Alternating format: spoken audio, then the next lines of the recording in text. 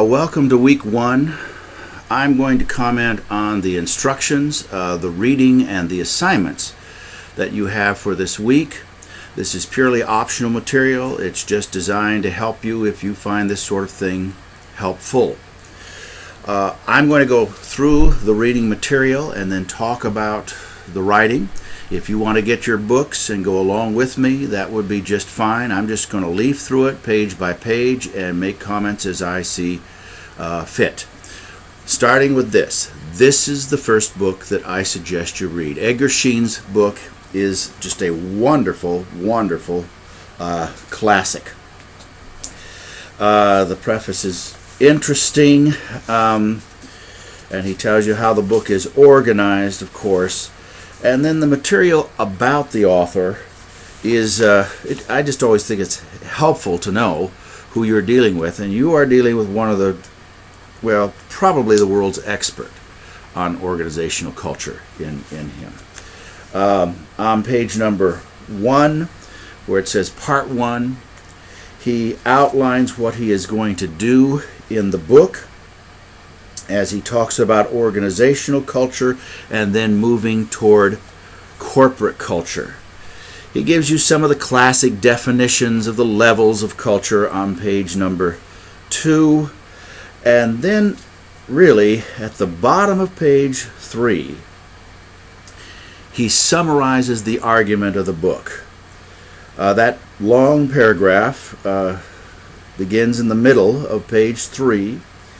He talks about culture is embedding of what a founder or leader has imposed on a group. That's how it begins. And then the group maturity. The culture comes to constrain, stabilize, and provide structure and meaning. That's the shared experience that groups have. And then he says the culture becomes dysfunctional and has to be surmounted. And that is the essence of what he's talking about. Now, on page 4, then, he gives you a reason why most cultures in most business organizations have become dysfunctional. That doesn't mean that they're necessarily unhealthy.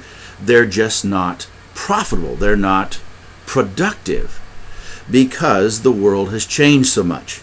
And he outlines 4 reasons for that change, 4 descriptions of that change, the forces influencing culture. And you'll find those on 4 and 5. Incidentally, those 4, my goodness, if that isn't the introduction to a sermon, you need to go back and review your homiletics notes. All right. Chapter 1, page 7. If we don't understand the operation of these forces, meaning the forces of culture, we become victim to them. Boy, underline that. Culture forces are powerful because they operate outside of our awareness. Underline that. We need to understand them.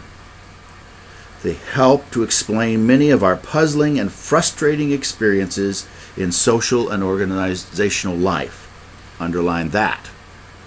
And then, most importantly, understanding cultural forces enables us, and I love this part, to understand ourselves better. Those 4 statements. Just, if you can't do anything else, just meditate on those 4 and look at your own organization. Now, he has a nice section here, what needs to be explained, and I'm not going to look at that in detail, but what I invite you to do is read it, underline the phrases that you connect with. On page 11, how does the concept of culture help? And he gives examples, but you could probably think of your own examples. On page 13, he talks about the empirical base for dealing with it, and how different groups go at it in different ways. And the part I enjoy, it's the academic thing. If you look at the bottom of 14 and then all of 15, he really gives you a wonderful literature review of the issues and concerns and the great authors that are working in this area of organizational culture. If you ever decide to do your doctoral work, this page is gold for you, because you will want to read all those. He then gives you ways to look at culture, the stability, depth, breadth, the patterning. Now, page 17, second paragraph from the bottom, he gives the summary of the implications of all of this. Take a moment and look at that. And he gives you a way to think about assessing that culture. And I think you'll find that helpful. All right.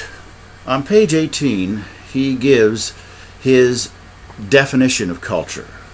And I put a box around the words shared basic assumptions. That works for both business and ministry.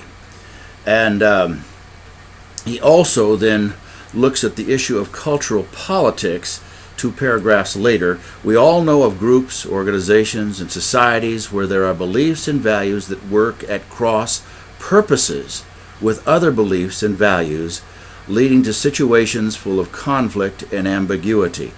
Now you might mark that, because that anticipates the next course, which is organizational politics. Bottom of page 18, we're going carefully through this first chapter because it lays the groundwork for the rest. In the context, or the content of culture, notice he talks about an external and an internal component. He calls it survival, growth, adaptation, that's external, and then internal integration. Those two, external, internal, will also be seen when you look at diagnosing and changing organizational culture, Cameron and Quinn. All right, page 19, interesting things here, but as you read it, primarily think about how did you learn the culture where you're currently employed or working or ministering. He brings us then to some conclusions. Enough of a shared history so that some degree of culture formation has taken place. I starred that, and it is down at the bottom of page 21.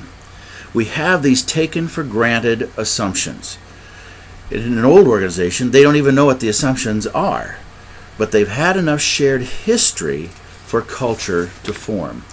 And that really is how culture develops. You have to have enough shared experience. In chapter 2, he's going to talk about the 3 levels of culture. I won't go over all of these, but the artifacts, that's what we're accustomed to. The espoused beliefs and values, we kind of get that. We know that's important. But it's not just the ones that are written in the philosophy. They're the ones that people talk about and use to explain what's going on. But then the underlying assumptions, that's where he's aiming. And if you read this chapter, as you read it, just look at how this applies to the place where you are. The heart of the book is really on page 27. Basic underlying assumptions. How do we get a hold of those?